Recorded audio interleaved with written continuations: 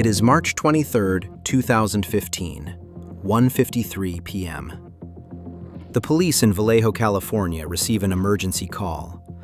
On the phone is a man named Aaron Quinn, and what he tells them is unbelievable. Aaron reports that his girlfriend, Denise Huskins, is currently visiting him. The couple had gone to bed as usual the night before. Around 3 a.m., men suddenly forced their way into his house. The intruders drugged and tied up him and his girlfriend, Denise. Now, 10 hours later, Aaron has regained consciousness, but there's no sign of his girlfriend, Denise. Apparently, she's been kidnapped. A police patrol immediately heads to Aaron Quinn's address. Aaron explains to the arriving officers once again that he had been drugged and that his girlfriend Denise had been kidnapped. Remnants of red tape are stuck to the kitchen floor. Aaron explains that this was a marker for him. The burglars had tied him up and ordered him not to leave the area marked with the red tape. On a table lie the cable ties used to bind him, as well as a pair of swimming goggles that Aaron was forced to wear to restrict his vision. He also shows the police officers a small camera hanging in the kitchen. The burglar had brought it along to monitor him.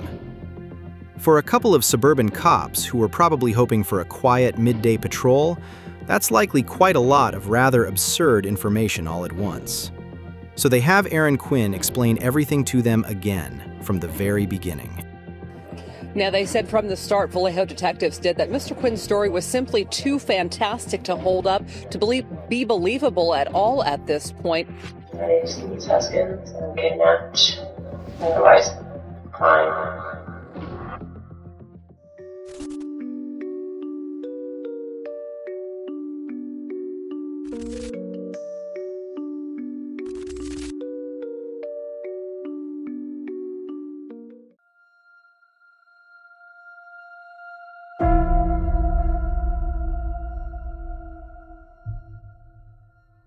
Aaron Quinn and his girlfriend Denise Huskins have been a couple for about 7 months. The two met while working as physical therapists at a clinic. The night before, on March 22, 2015, Denise and Aaron spent a relaxed evening at his place. The two had a few beers and some whiskey and sat on the couch watching TV. Around 1 a.m., the two moved to the bedroom.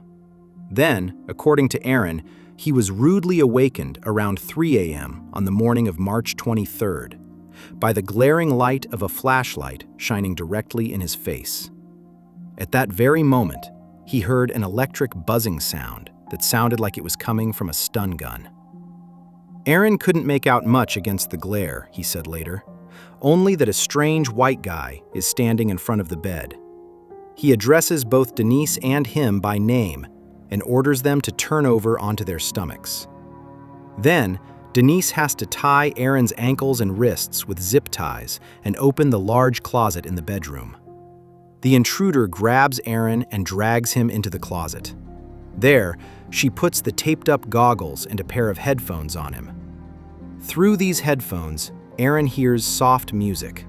Then, a recorded voice memo plays. The voice from the headphones tells him to stay completely calm and lie down. It also says that he'll be given a drug shortly. If Aaron refuses to take the substance, it will be administered intravenously. If Aaron or his girlfriend disobeys the instructions, the other person will be harmed. Aaron feels a blood pressure cuff being placed on him while he's forced to listen to these audio messages. Then the recording ends. Aaron can now hear what's happening in the house again. Based on the sounds, he suspects that his girlfriend Denise is being taken into the next room by the burglar. It sounds as if the burglar is whispering something to someone, perhaps an accomplice. The burglar talks to Aaron across the rooms. He says he knows a lot about him, that he has a bank account at Wells Fargo and Chase Bank, that he grew up in the small town of Penryn, California, and that until a few months ago, a completely different woman had been living with him in this house, a woman named Andrea. All of this is true. Confused and distraught, Aaron confirms to the burglar that his ex-girlfriend Andrea moved out in September 2014, half a year earlier. The burglar now returns to Aaron, who is still lying in the closet and unable to move. The stranger says he's going to take Denise with him. He belongs to an organization that collects debts. He's going to install cameras throughout the house to monitor him. He's not allowed to go outside the living room, bathroom, kitchen, and bedroom. If he breaks this rule, the burglar will see it on the cameras, and Denise will be harmed. Aaron must also remain reachable by phone. A ransom demand for $15,000 will be sent to him. If he does not comply with the demand, Denise might not survive. As soon as the kidnapper leaves with Denise, Aaron is to call in sick to work and cancel all his appointments for the next 48 hours. He is also to send a text message from Denise's cell phone to her employer to report her as sick as well. In addition, Aaron is ordered to hand over all his bank information and email passwords, as well as the password for his laptop, which the kidnapper takes with him. Aaron is taken to the ground floor of the house, where he is told to lie down on the couch. New clothes and a pair of scissors are laid out for him so he can cut his bonds later. However, under no circumstances is he allowed to leave the areas marked off with red tape. By this point, Aaron is already feeling completely dizzy. It's the middle of the night. Some lunatic is standing right there in his house, having attacked him and Denise, and then he was even forced to take some kind of drugs. By the time Aaron is laid down on the couch downstairs, he's completely out of it. A short time later, he loses consciousness. When he wakes up again, he cuts his restraints with the scissors that had been left for him. His girlfriend Denise is no longer there. Aaron's laptop and car are also missing. From the window, he can see that Denise's car has been moved as well. Her Honda had been parked in front of the garage the night before, next to his own car. His Toyota was obviously the getaway car. Denise's and Aaron's cell phones are still there. Aaron sees a new email in his inbox, an email from himself. But he didn't write it himself. It's from the kidnapper. The email contains 2 demands for payment, each in the amount of $8,500. It also includes a note saying that if anyone asks him why such large amounts are being withdrawn, he should say he's buying a water ski boat. Aaron, still completely shaken, first calls his bank and tries to get the money.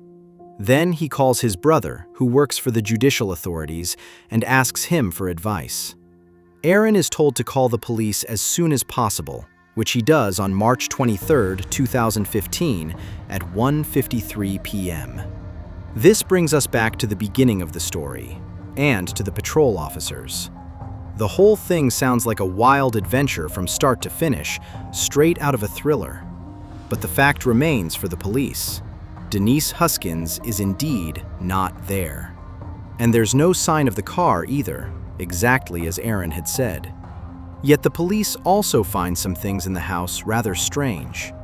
On the upper floor, where the bedroom is located, there's a strong smell of cleaning supplies. The carpets look as if they've just been vacuumed. The double bed isn't made, and the closet is open. On the other hand, there's a tiny blood stain on the mattress. All the alarm bells go off in the officers' heads. A freshly cleaned house, missing bedding, a blood stain, and a missing woman, plus a man telling a totally convoluted story who didn't call 911 until 10 hours after his girlfriend's alleged abduction. Aaron Quinn has to go to the police station, and there, he has to recount everything again.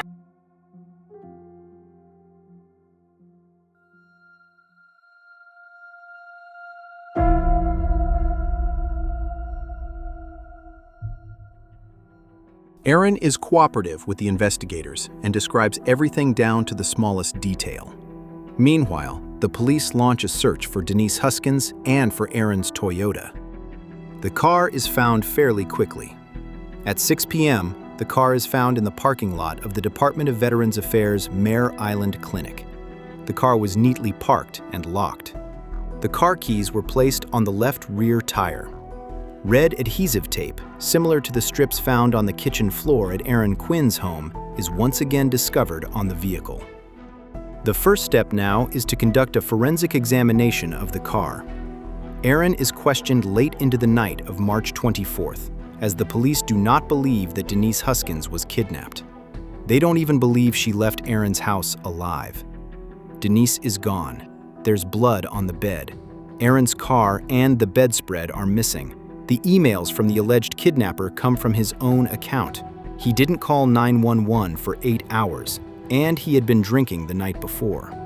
To the Vallejo police, this simply looks like a pretty desperate attempt to cover up a crime. So they start asking Aaron leading questions. Aaron knows exactly where Denise is, doesn't he? He even knows that she's no longer alive, doesn't he? And he's well aware that he's a liar who killed his girlfriend and now can't even own up to it. The interrogation drags on all day and into the night. Aaron voluntarily takes a polygraph test. He's told he failed it, though that might be a lie, since the police report will later state that the test result is unknown.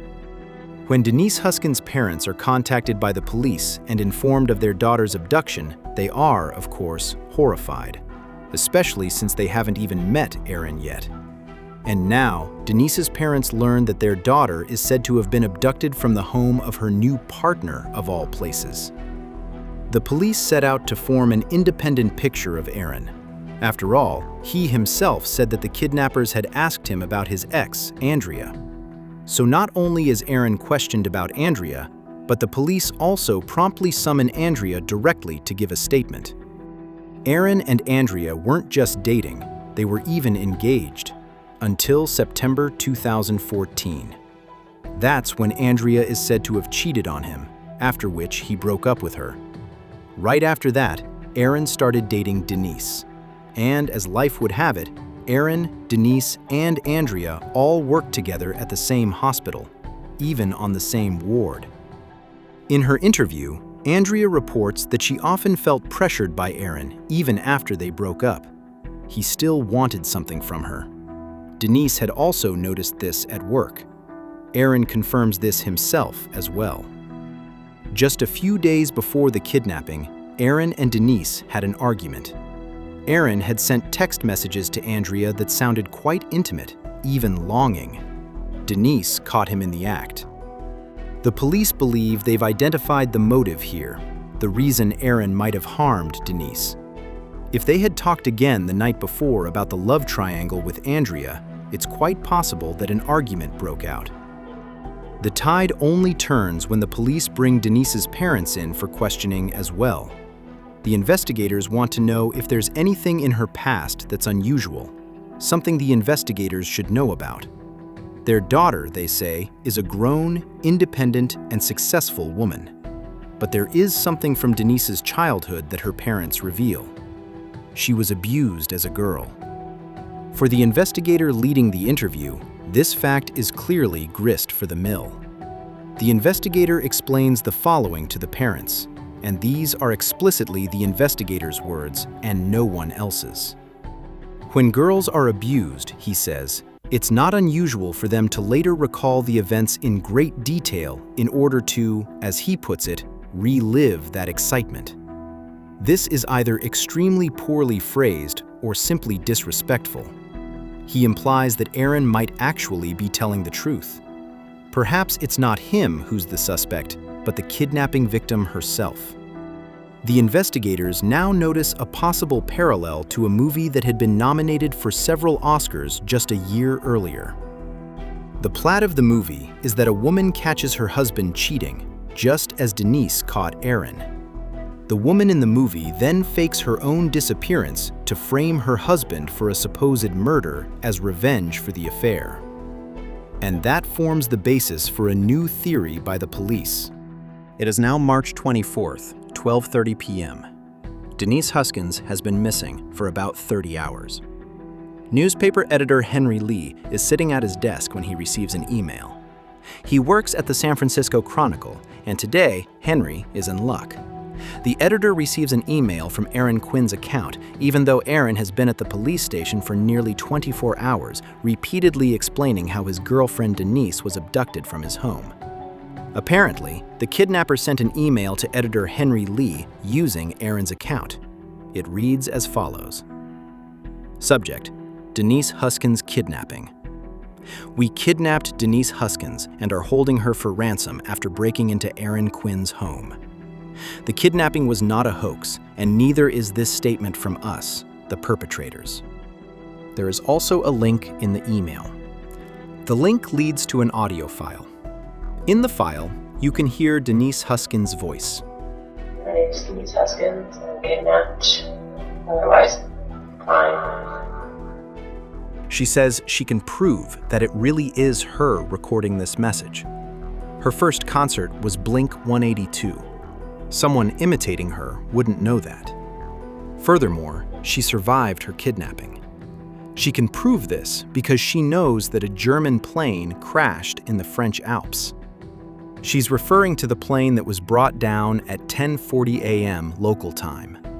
In the United States, this didn't make the news until Monday. The fact that Denise is aware of this incident in the audio message proves that she is indeed still alive. Newspaper editor Henry Lee forwards the email to the police. Although the police spent the entire day trying to force Aaron to confess, this now completely proves his innocence. The investigators return his cell phone to him. They had taken it to analyze it. And that's a problem, because Aaron was supposed to remain reachable by phone. When Aaron gets his cell phone back, he actually sees 2 missed calls from the previous evening on the display. One on March 23rd at 8:31 p.m. and another 2 minutes later. Both are from a prepaid number that was activated just that same day. It's obvious that it was Denise's kidnapper. At least the FBI can quickly figure out where the calls were made from.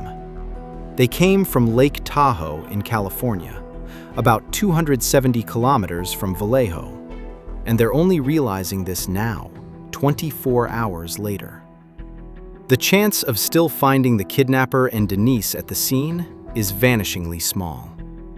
But in any case, the theory that Denise Huskins staged her own kidnapping is practically a fact for the investigators. And she's been exposed, or so it seems. Like Amy Dunn, Denise's kidnapping was all a hoax. She is alive and well, found by police 400 miles away at her father's apartment in Southern California. I can tell you that our investigation has concluded that none of the claims has been substantiated. And I could go one step further to say this, that this was not a random act.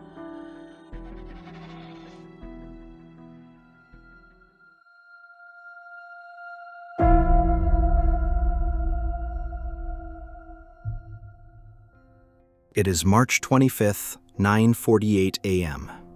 2 days have passed since Denise Huskins was abducted. The missing girl's father calls the police. He has news that likely makes the investigators wonder at first if he's pulling their leg. Mr. Huskins reports that Denise had just called him from Huntington Beach, where he himself lives. The kidnapper had dropped Denise off there. She had gone to a neighbor of her father's and called her dad from there. Essentially, the story Denise Huskins tells matches what Aaron Quinn has been trying to explain to the police non-stop for the past day and a half. Denise says the kidnappers told her from the start that she had to go with them for 48 hours. After that, they would let her go. The perpetrators also told her that it wasn't actually her who was supposed to be kidnapped, but Aaron's ex-girlfriend, Andrea. They didn't realize their mistake until they broke into the house that night. Nevertheless, they took Denise with them. Just like Aaron, she was drugged and then stuffed into a trunk. Denise was taken to a house and tied to a double bed in a bedroom with zip ties and a bike lock. Whenever one of the kidnappers came to her, she had to put on a pair of swimming goggles with the lenses taped over so she couldn't recognize anyone. At first, there was only one man there. Later, there was a sort of shift among the perpetrators. Although she never saw more than one man in the room at a time, she heard muffled conversations. Before they took her to Huntington Beach, Denise was drugged again. Following the kidnapper's instructions, she got out of the car blindfolded and waited until she heard the car drive away. Then she removed the blindfold and realized she was near her father's address. It is now finally clear to the police that this cannot be true. It simply sounds too absurd, especially since Denise no longer wants to speak with the police after her first interview in Huntington Beach.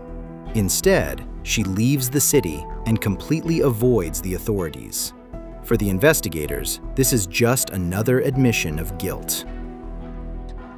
Mr. Quinn and Ms. Huskins has plundered valuable resources away from our community and has taken the focus away from the true victims of our community while instilling fear amongst our community members. So if anything, it is Mr. Quinn and Ms. Huskins that owes this community an apology.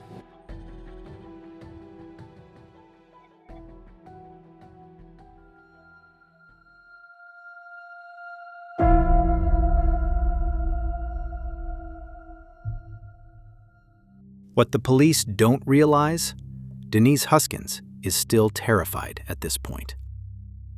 Denise was indeed kidnapped, and her nightmare is far from over. Her photo and name were all over the media nationwide. Now that the police have publicly turned against her, it didn't take long for people to find her Facebook profile. She receives messages and threats around the clock. And all of this while she feels she can't confide in anyone. There's a reason she hasn't spoken to the police again, because the kidnappers have something on her. While she was in the perpetrator's custody, he told her he needed assurance that Denise wouldn't talk to the police about what happened. To that end, the criminals have devised a cruel plan. One of them sexually abuses Denise and films the entire thing. If the criminals were to find out that she intends to tell the police everything, they would post the video online. Denise endured all of this in mortal fear. And unfortunately, the whole thing happened again.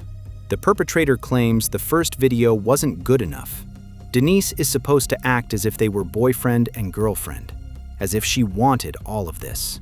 If Denise were to say anything to the police, they wouldn't just use the video to torment her. They wouldn't hesitate to harm her family either. What Denise has gone through in the last few days is a true nightmare. And that's why Denise does exactly what's understandable in her situation. Filled with fear and still reeling from a traumatic situation, she does nothing at first. And the police don't like that one bit. Denise, too, quickly realizes that the investigators aren't investigating for her, but against her. And if she doesn't want to put her entire future at risk, Denise has to do something about it. First, she contacts a lawyer based in San Francisco. The lawyer believes her, but asks Denise not to make any further statements for the time being and to come to San Francisco as soon as possible. Once there, Denise finds the strength to tell the defense attorney everything from start to finish. Unlike the police, he believes his client's entire story. However, he also tells Denise frankly that she has no choice but to cooperate with the police, even though she is terrified of the kidnapper's threats. But Denise has a choice. Either live the rest of her life in fear, branded as a crazy liar, or fight back against the people responsible for her entire ordeal. Denise chooses the latter.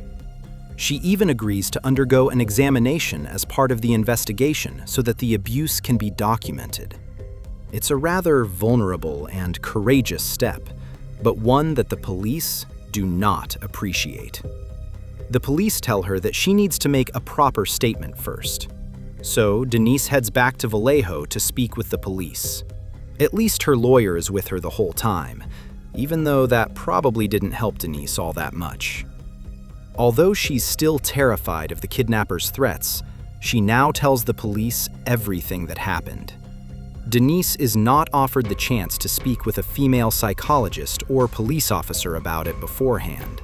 Instead, she has to recount the entire incident directly in the interrogation room in front of male police officers. And they don't exactly react with empathy. At least after her statement, Denise can finally undergo the medical examination. However, there are conflicting accounts regarding this. In interviews, Denise reports that microlesions were found on her cervix during the examination. This would be a clear indicator that she had recently had sexual intercourse. However, a police report states that the examination was conducted in the presence of a female FBI agent who reported that Denise Huskins showed no physical injuries. After the examination, Denise is finally allowed to see Aaron again for the first time. Although the police no longer believe he was the one who staged Denise's kidnapping, everyone is now telling him that Denise betrayed him and tried to frame him as a murderer by faking her own kidnapping. But Aaron trusts Denise. He simply cannot believe that Denise would ever do something like that to him. After all, he witnessed the entire situation firsthand. No one would fake something like that. Aaron is certain of that. And sure enough, someone is now coming to Denise's aid, so to speak. And that someone is her own kidnapper.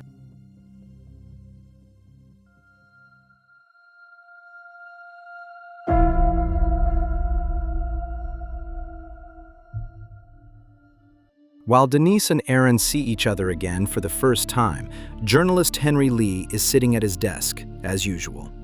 The Denise Huskins case has been on his mind for days, especially since he was the journalist who received the email from the kidnappers containing Denise's voice memo. So, in a way, Henry Lee is also somewhat involved in the case.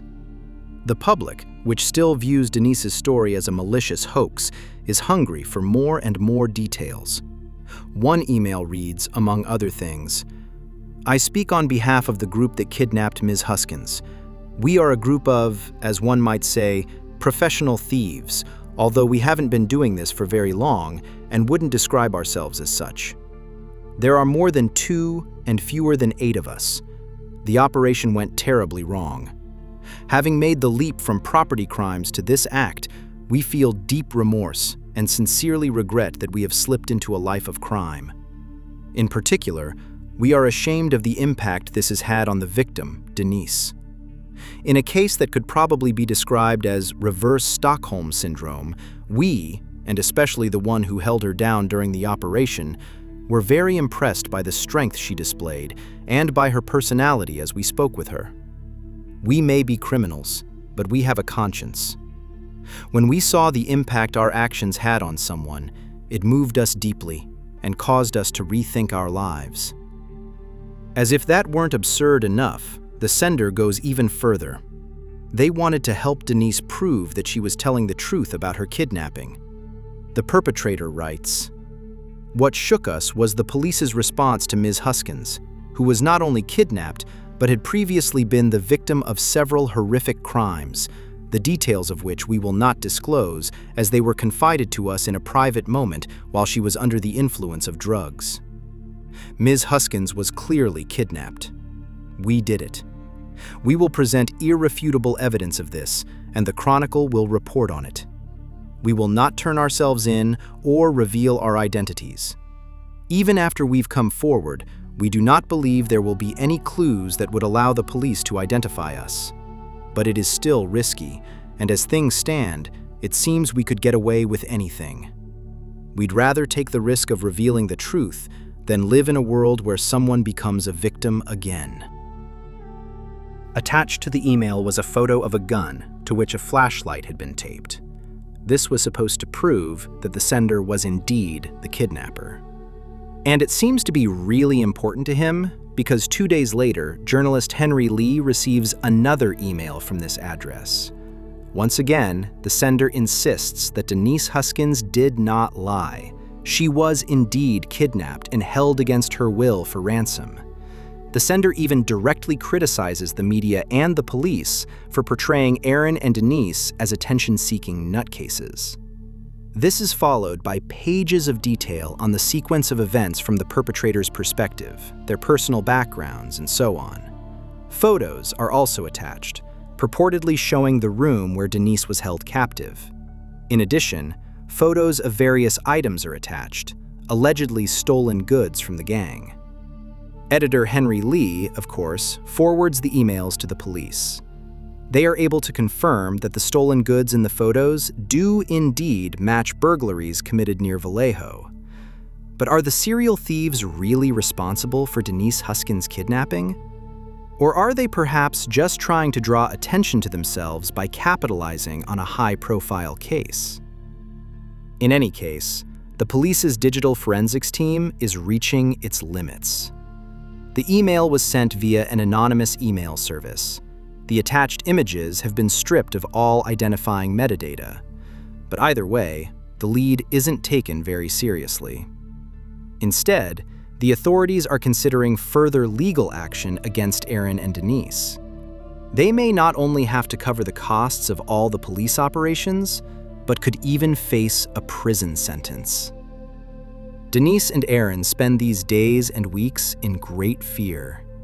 At the same time, they're determined to get through this together. They happen to discover that Aaron and a lead investigator on the case have a mutual acquaintance: Aaron's ex-girlfriend, Andrea. Andrea was, after all, the actual target of the kidnapping. Andrea has told everything she knows, including details that ultimately cast suspicion on Aaron, at least in the eyes of the police. However, one detail is completely missing from the case files and interrogation records, namely, that Andrea is not only Aaron's ex-girlfriend, but also the lead investigator's ex. That might explain why Aaron was treated so harshly. And this entanglement doesn't exactly boost hopes that the suspicion toward Denise and Aaron will end anytime soon.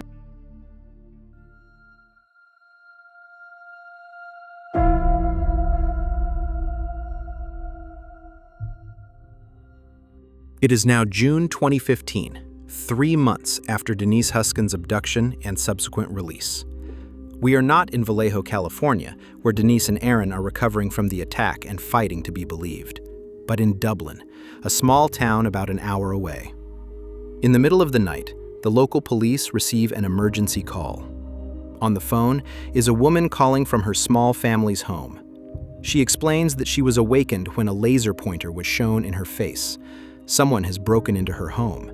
Then, she and her husband were ordered to turn over onto their stomachs and look away. But the couple fought back, and the intruder now has their 22-year-old daughter in his grasp. While the woman contacts the police, the man fights off the intruder, successfully. When the police arrive, the father is covered in blood, but his daughter is safe. The burglar has already fled the scene. However, the perpetrator has left something important behind in the family's home: his cell phone. The police are able to quickly determine who the cell phone number belongs to. The service provider's records listed a second number. When the police called that number, an elderly woman answered. When asked politely, the woman immediately said who it belonged to: her son, Matthew. Matthew Muller does not have the typical background of a suspect who fits the profile. Quite the opposite.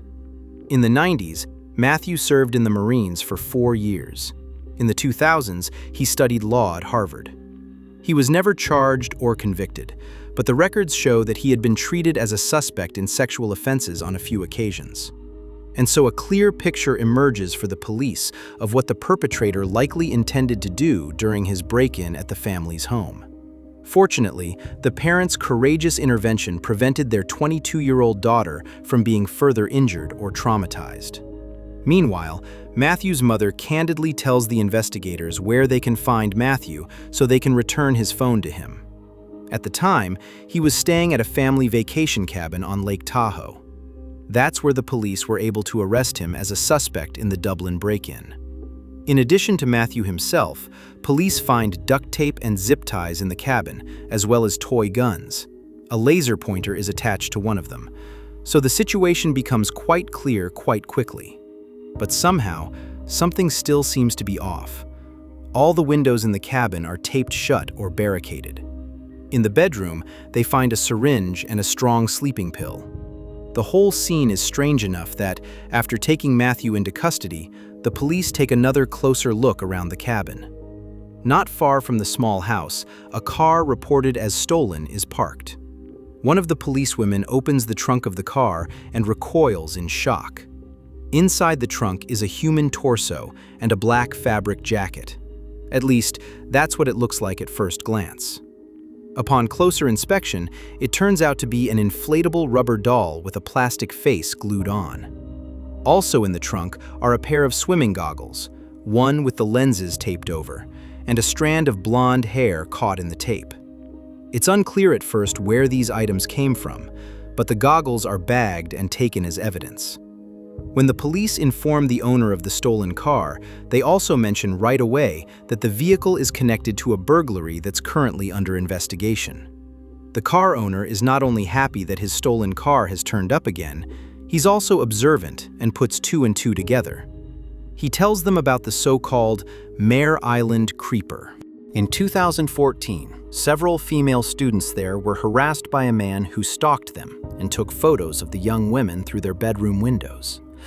One day, they turned the tables on him and followed the man all the way to his home. They were able to find out not only where he lives, but also that he is a former soldier and lawyer. The Mare Island Creeper is Matthew Muller. Mare Island itself is connected by a bridge to Vallejo, where Denise and Aaron were attacked. The owner of the car that Matthew stole could easily become an investigator himself. He establishes yet another connection that is incredibly important to the police. The Mare Island Creeper stopped stalking young women in the area in early 2015. This was around the same time that Denise Huskins' case was making such big headlines in the media. And as it turns out, the blonde hair recovered from the goggles belongs to her. With that, at least this part of Denise's nightmare has come to an end. People finally believe her. When Matthew Muller is confronted with the accusation, he confesses immediately.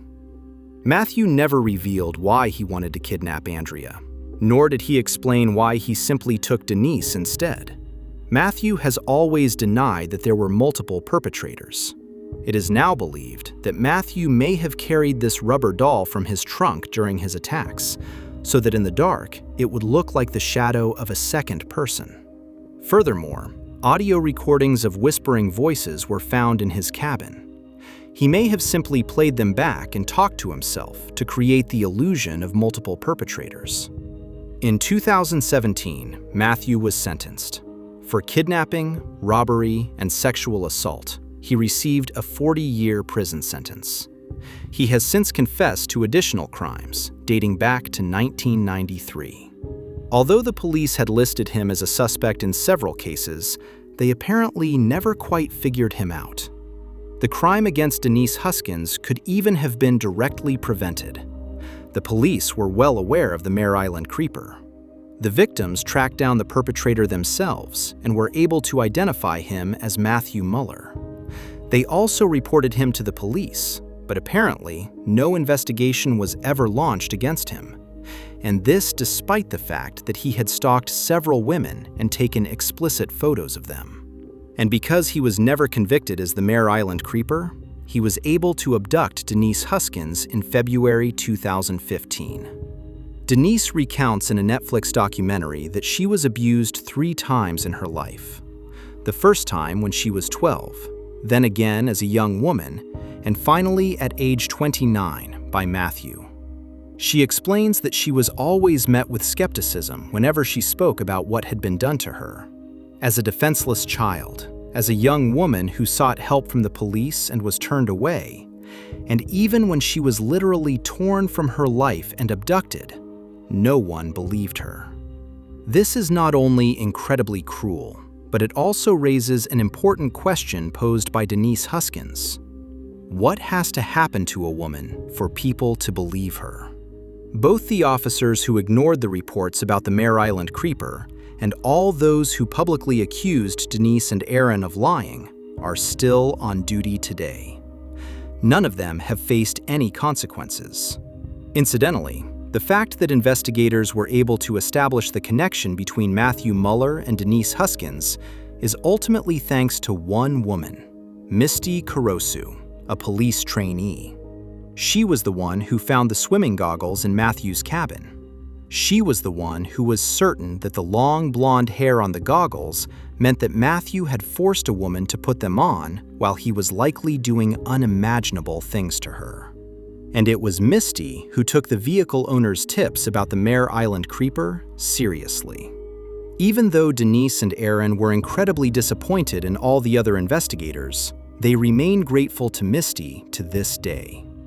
Denise and Aaron are still together today and are even married. They are now the parents of 2 young daughters. They've even written a book about their experience. There's also a 3-part documentary about it on Netflix. In it, Denise herself speaks at length and shares how she lives with her trauma today. What are your thoughts on this case? And most importantly, what were your thoughts right at the beginning? Did you have your doubts at any point? I'm looking forward to your comments. I'm curious to hear what you have to say. By the way, your engagement also helps support the channel because any interaction increases the likelihood that the video will be recommended to people who haven't subscribed to Insolito yet. Thank you so much in advance. Other than that, there isn't much more to say. I wish you a good morning, afternoon, or evening, whichever time you're watching this, and hope to see you again in the next video. Until then, ciao everyone.